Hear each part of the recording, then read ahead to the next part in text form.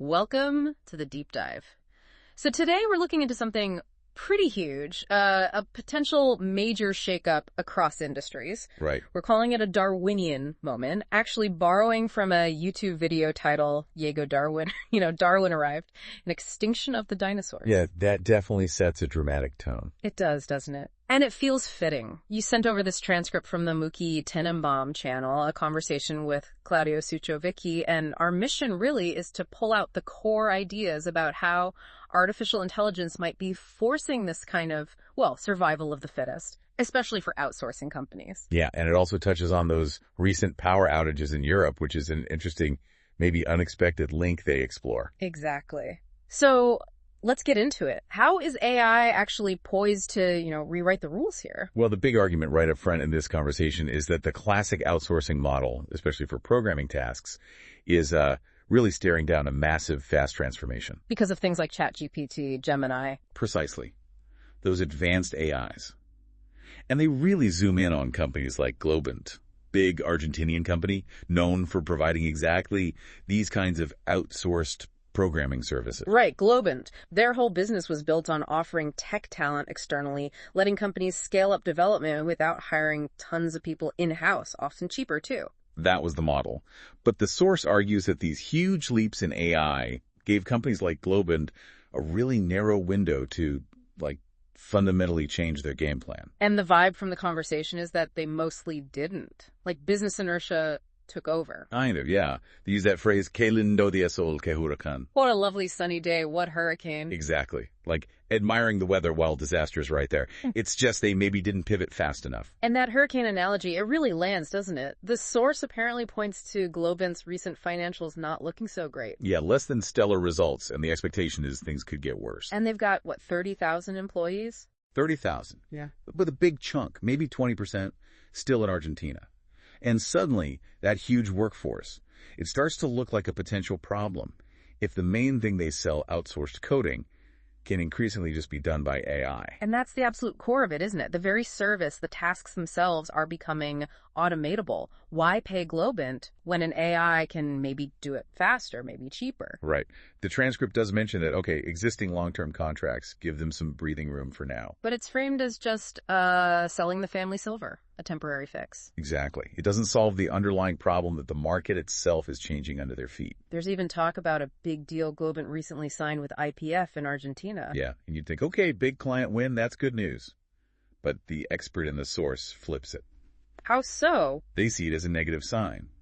But for IPF, suggesting IPF maybe lacks the agility, the foresight, to see that they might be locking themselves into paying for services that AI could soon make redundant. Wow. The analogy used there was pretty sharp, wasn't it? Like paying for breathing. Yeah, it really hammers home the idea that AI could make some previously essential services seem almost unnecessary. And the speed is key here. They compare it to teleportation versus the slow crawl from stagecoaches to cars. AI isn't a gradual improvement, it's potentially a leap. A massive leap. And it seems the market might already be sensing this. The source notes Globant stock isn't near its 2020 highs, suggesting investors are maybe starting to price in this long-term AI risk. Okay, so if programming outsourcing is under the gun, what other sectors does the source flag as being, in the immediate danger zone? Well, translation services are mentioned as facing, imminent disruption. The speed and quality of AI translation now, it's rapidly reducing the need for traditional translation firms. Makes sense. What else? Then there's the music industry. Not the absolute superstars maybe, but below that top tier. How so? The idea is AI generating personalized music instantly, cheaply, or maybe even free with a subscription. To give an example, needing a birthday song for Dylan, who likes Formula One, AI could potentially whip that up on demand. Wow, okay. A custom song just like that. You can see how that would really shake things up for a lot of working musicians and music businesses. Definitely. And it also touches on Hollywood, filmmaking, acknowledging that, habits are ingrained, so maybe it takes longer there. Right, the way things have always been done. But the capabilities emerging. AI generating short video clips from prompts. The example was a rabbi praying in Florence. It shows the direction things are moving, even if the industry isn't there yet. And maybe the most startling prediction was about advertising agencies. Yeah, a very rapid decline predicted, like within 6 months to a year for traditional agencies. That seems incredibly fast. What's the logic? The thinking is if AI starts handling more of the ad buying and placement, maybe even creative generation to some extent, then the old skills of crafting campaigns for human eyes become, well, less central. So the future is agencies that understand how to talk to the AI. The AI becomes the buyer.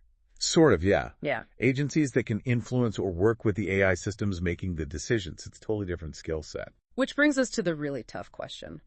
What should these big established companies, like the outsourcing giants, they mentioned Tata as an example, what should they actually do? Yeah, and the advice in the source is pretty direct. Yeah. And maybe brutal. How brutal. The assessment is stark. It suggests that the huge workforces these companies have, trained in skills AI, can now potentially do better or faster. They use that analogy of AI passing a complex exam, like a medical exam. Exactly. That expertise, that knowledge as capital, might just not be the asset it once was. Its value is eroding rapidly because of AI. So what's the radical strategy then? Basically, Yeah. liquidate, shut down the current operation, return the capital to shareholders, and then reinvest that money into the big AI players.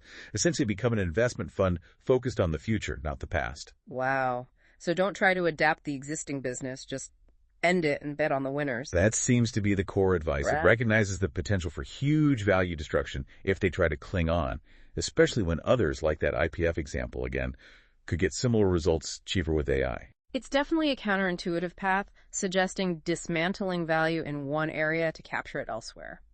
Okay, let's shift gears a bit. The source also talked about energy, right? And those power outages in Spain and Portugal. It did. And the expert speaking admits they don't have definitive answers on the cause. But they floated some possibilities. Yeah. One was a cyber attack. Iran gets mentioned as a potential actor, just given recent events and the kind of sophistication that might be needed.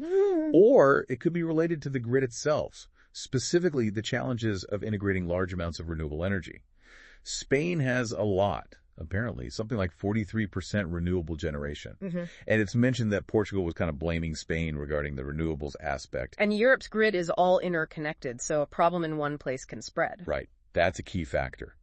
But importantly, the source pushes back on a common fear. Which is? The idea that AI itself, with its massive energy needs, is going to cause widespread blackouts. Okay, so they don't buy that narrative.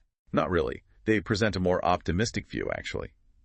The argument is that AI will also bring huge efficiencies to the electrical grid, optimizing flow, predicting demand, reducing waste. So AI's own energy demands might be offset by the savings it creates in the system? Potentially, yes. They use the analogy of a perpetual motion machine, not literally, of course, but in the sense of a system that constantly optimizes its own energy use. That's actually quite a hopeful perspective on the energy front. What about cybersecurity, AI's role there? Well, here it's acknowledged as a classic double-edged sword. AI can be a powerful tool for launching sophisticated cyber attacks. But also for defending against them. Exactly. It fits that historical pattern of offense and defense evolving together. And they mentioned the Spanish president, Pedro Sanchez, reportedly talking about a potential cyber attack on infrastructure, which makes it feel very current. So if those power outages were a cyber attack, the source hints that AI could potentially have been involved in making it more effective. It raises the possibility, yeah. The potential for AI to enhance cyber threats is definitely there. Which leads us, logically, to the final big theme, investing in this AI-driven world. What's the takeaway for investors from this source? The core principle, the starting point they suggest, is actually about what not to invest in. Okay, avoidance first. Seems so. The big danger sign is companies heavily reliant on large human workforces doing tasks that AI is getting good at. Globant's 30,000 employees come up again. As a stone tied around their neck. That's the phrase used, yeah. Contrasting it with Intel, which, despite seeming like a tech leader, is also making layoffs, suggesting even they are adapting proactively. So you need to look for companies that are embracing technology, not, what was the phrase? Living with their backs to technology. That's presented as the critical red flag. Companies resistant to change, clinging to old models. So the investment strategy has two steps. First, identify and avoid those vulnerable companies. Then figure out where the opportunities are in the AI future. Exactly. And be wary of seemingly good news like that Globant IPF deal, which might hide deeper long-term vulnerabilities. Okay, so let's try and wrap this deep dive up. The key message from this source seems to be AI isn't just another tech upgrade.